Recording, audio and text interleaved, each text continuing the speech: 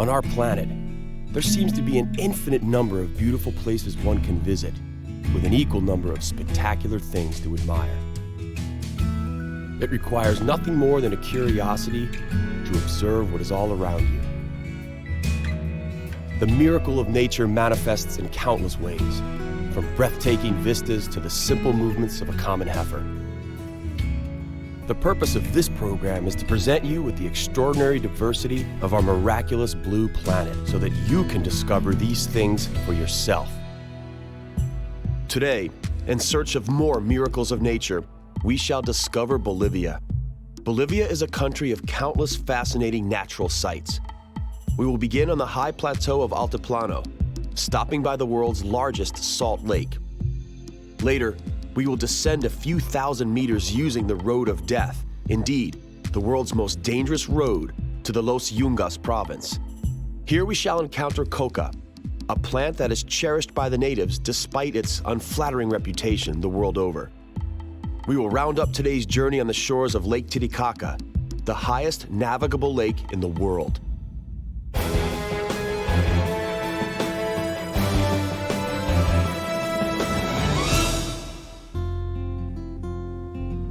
When the conquistadors climbed over the highland belt, they were rewarded with a fascinating vista, and it wasn't snow. On the plateau of Altiplano, 3,700 meters above sea level, lies the Salar de Uyuni Salt Lake, the largest salt lake in the world.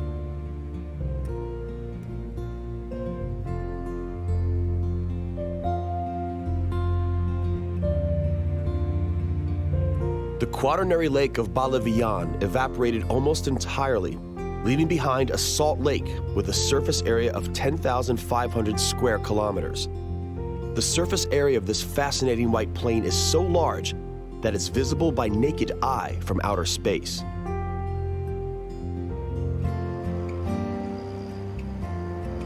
There is so little water left that today, jeeps and buses cross the lake without any difficulties.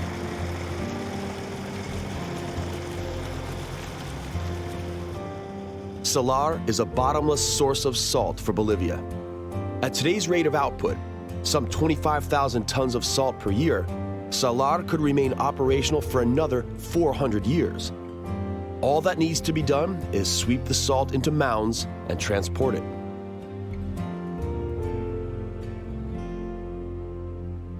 Understandably, no trees can survive in the salty crust. One of the locals managed to outsmart nature, though. Instead of building his house out of wood, he used salt blocks instead.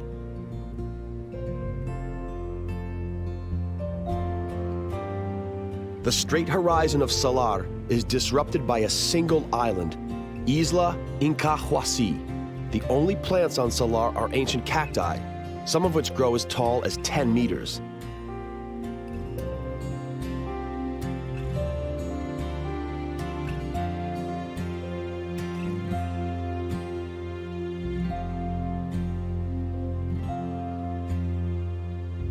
The island was also known by a Spanish name, Isla del Pescado, meaning the island of fish. From afar, it resembles a giant fish coming out from the blinding white surface.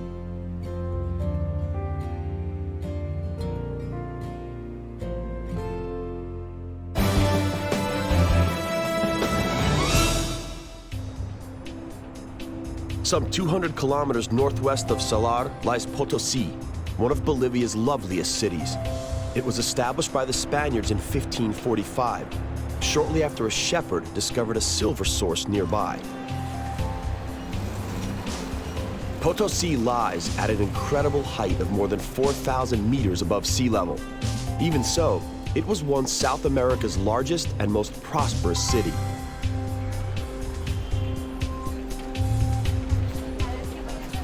Potosí is located at the foothills of Cerro Rico, Rich Mountain, a fascinating pink mountain.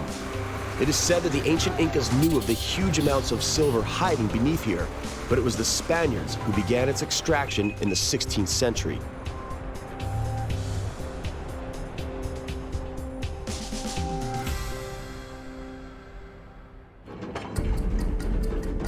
The traditional manual techniques of acquiring this precious metal still survive.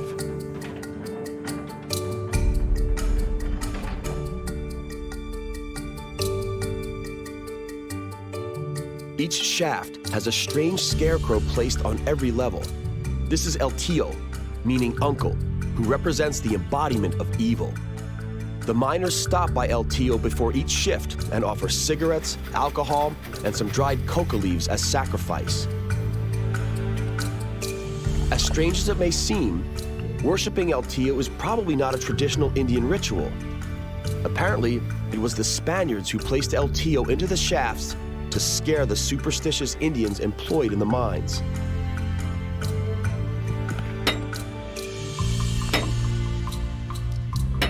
Despite the primitive instruments used, there are several thousand passages dug through the mountain. It is still possible to find abundant sources of silver within the mountain, but the task is becoming increasingly more difficult. The work is not only hard, but also dangerous. About 20 miners die here every year. The fascinating Cerro Rico does not give up its treasures cheaply.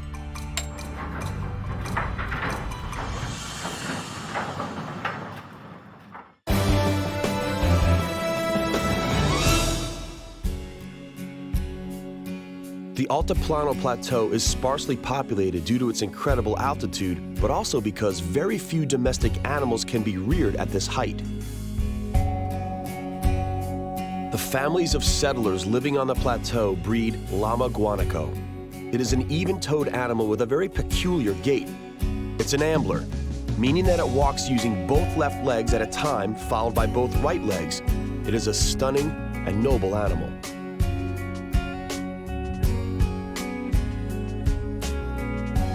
The vast plain of Altiplano may be inhospitable, but it offers some incredible vistas. Here, Mother Nature really manifests its power. Beauty, but at the same time, fragility.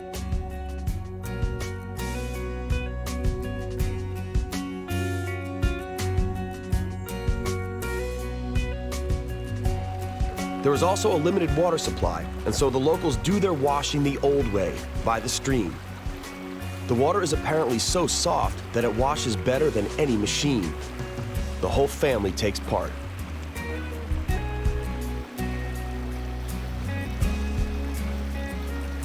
The colorful laundry is dried on the slopes, and these bright hues are the only contrast to the green and brown shades of Altiplano.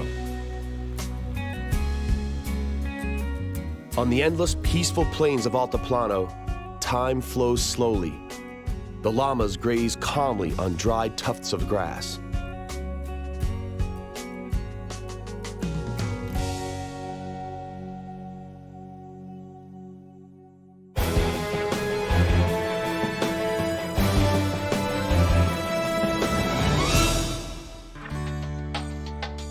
We now set off from the Altiplano Plateau and travel a few thousand meters lower, all the way to Bolivia's region of Los Yungas. First, though, we must make it through the renowned Camino de la Muerte, the Road of Death, which is known as one of the world's most dangerous highways. All vehicles must go through a technical check before embarking on the precarious 70-kilometer descent. Any mechanical issues en route would mean blocking off what is the only road connecting Bolivia's capital of La Paz with the Los Yungas region.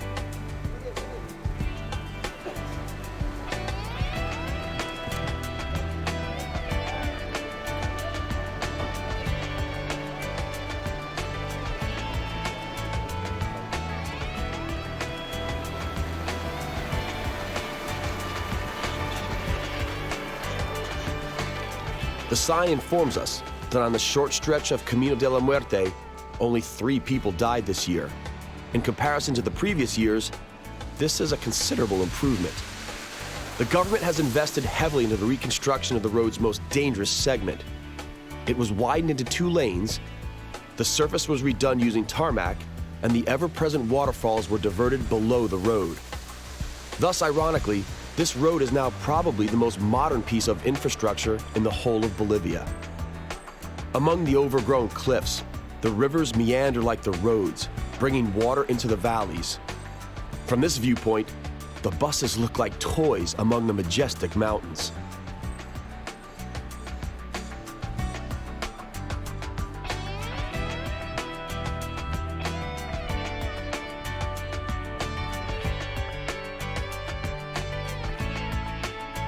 It is becoming overcast.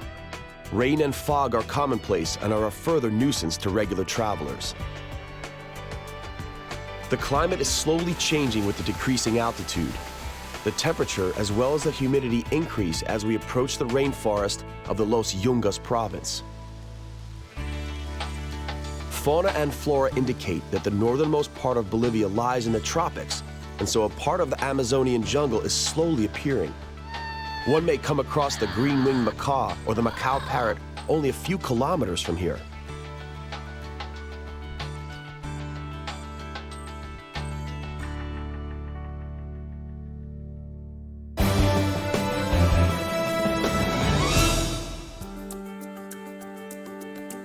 One of the most important crops grown in Los Yungas is coca. The locals are aware of its many uses. Using coca leaves to rub temples rids you of headaches. Coca blended with honey is excellent for an upset stomach, and chewing coca leaves supposedly helps to become accustomed to the altitude.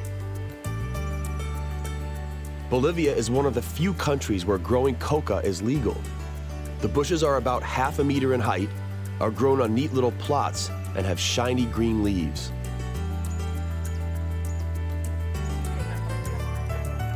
In an ideal climate, the leaves are picked manually 4 times a year and dried. This is sometimes tricky in the rainy Yungas. Fortunately, 2 hours in the sunshine are enough. Coca growing has long been a thorn in the side, particularly to the United States.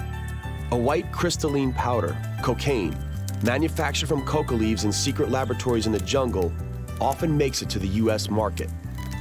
Coca cultivation is often the only possible means of making a living for the locals.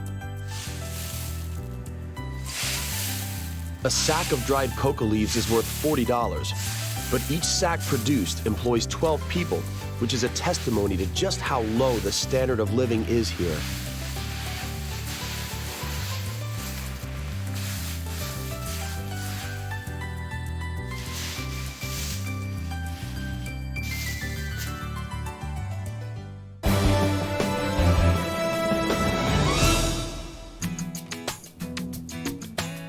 When we descend lower still from the mountains, we find ourselves in the local Golden Triangle. Here, the rainforest climbs up steep valleys past a trio of beautiful wild rivers: Rio Coroico, Rio Mapiri, and Rio Tipuani.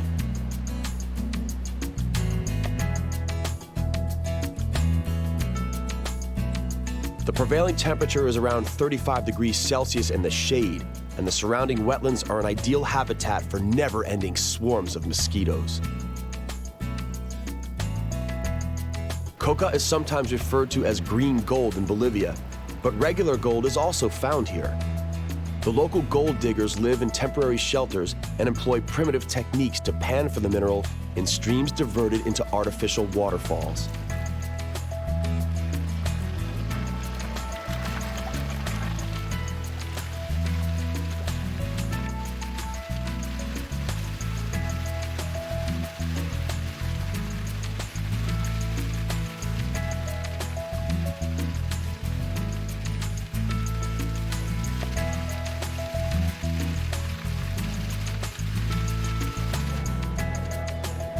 The acquired gold may be sold in the nearby town of Guané.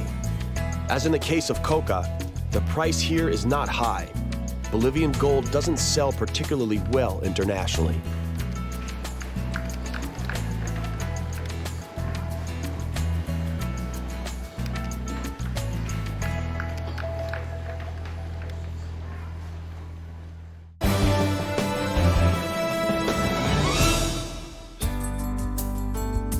Bolivia is a land of contrasts and natural miracles.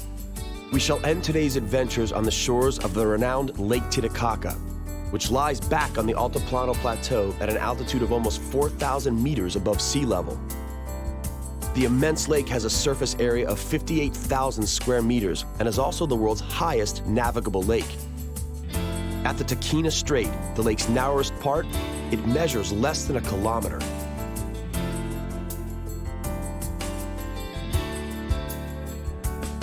Without water transportation, the Bolivian villages of San Pedro and San Pablo would only be accessible through a very long detour through Peru.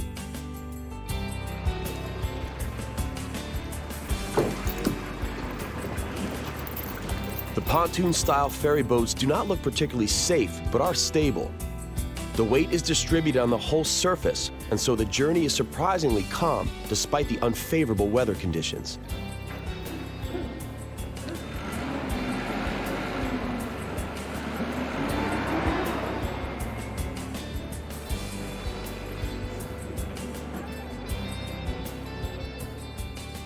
It is surprising and kind of frightening to know that the strait is 270 meters deep.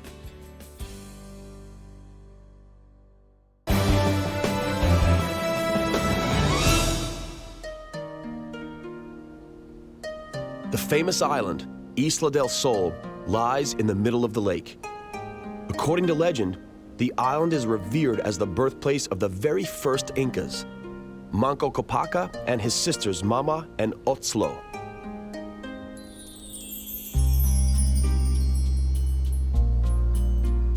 Even though the island is named the Island of the Sun, the weather is unpredictable. The locals believe that an ancient city lies in the depths around here. This city is said to have existed long before Lake Titicaca came to exist. Many, including the famous Jacques Cousteau, attempted to find it, but were unsuccessful. There are several verifiable Inca monuments here. For example, the never-ending 300-step-long stairway, Escalera del Inca. The stairway leads to a triple source, Fuente del Inca, which irrigates the surrounding terraced water gardens. Its water is said to grant the island's visitors love, health, and never-ending youth.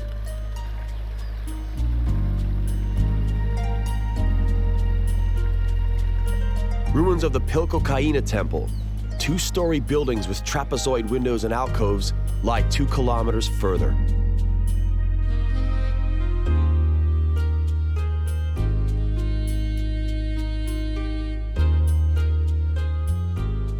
Apart from its historical monuments, the lake is also an important source of sustenance for the locals. The most popular local fish, the trout, is reared here only since 1939, when it was artificially released.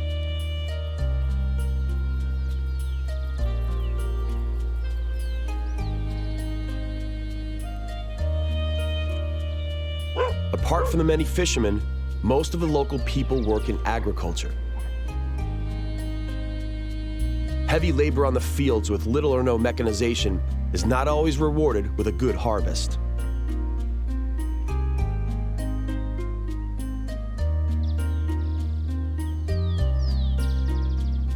The most common crops are maize and potatoes.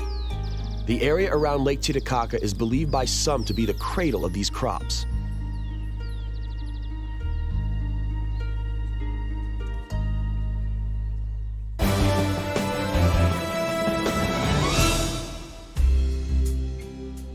Another island on the lake is named Suriki.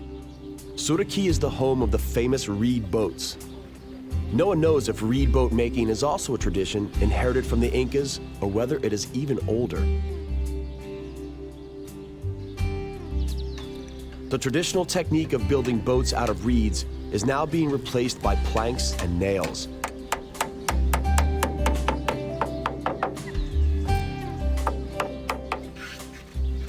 Although reed boats have cultural meaning for the locals, modern ones have a longer lifespan.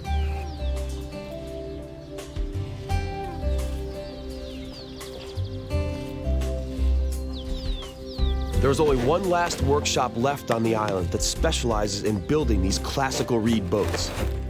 The making of a several-meter-long boat takes just 3 days and requires about 50 armloads of reed twigs. Despite the low costs involved, the manufacture of such floating devices isn't profitable. The lifespan of a single boat never exceeds 1 season, which is 8 months at most. The reeds are soaked by then, and the boat is dragged to the bottom.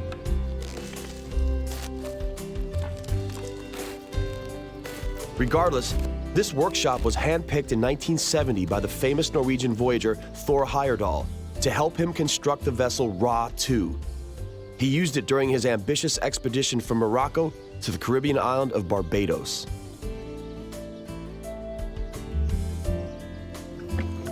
The so-called balsas de Totora, the dangerous-looking reed boats, are currently being used only by the poorest of the fishermen. They propel themselves using poles, which indicates that the boats may only be used in relatively shallow waters. The head of a cougar on the bow is believed to bring luck, particularly during night hunts.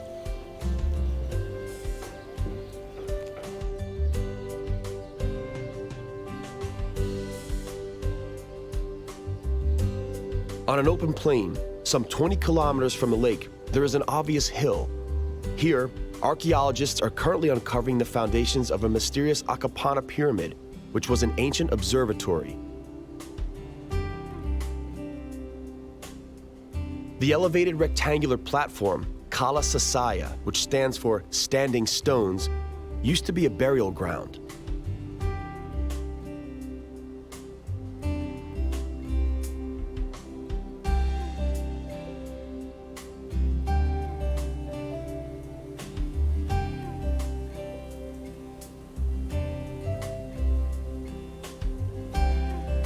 Alongside the monoliths with human faces, there is also a huge 3-meter-high Gate of the Sun. The stone block weighing 10 tons split open during its previous manipulation.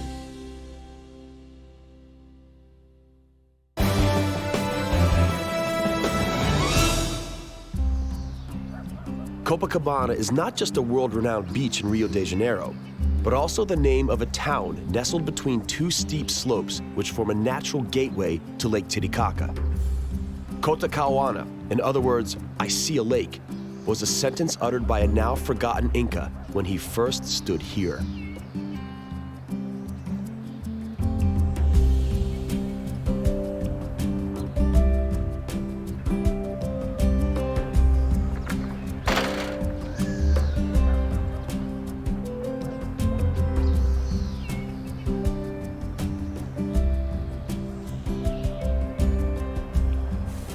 The dominant feature of the town is a cathedral devoted to the Virgin of Copacabana, represented by a black 16th century statue which has never left this shrine.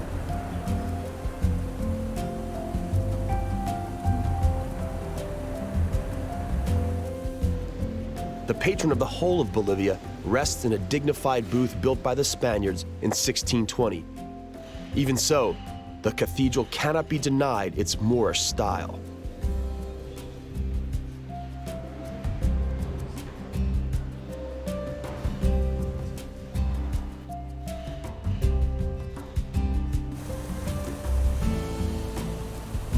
The rain outside washes over the colorful decorative tiles known as azulejos.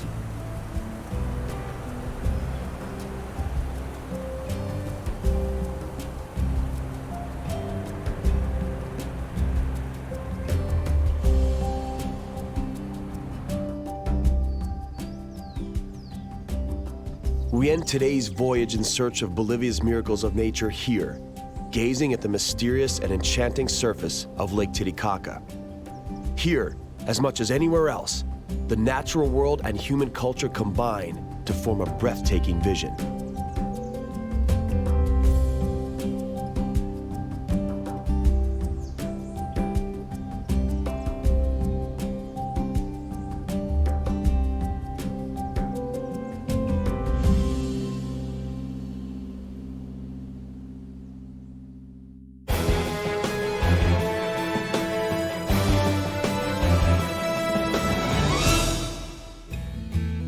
Our journey to the miraculous nooks of our planet comes to an end for now.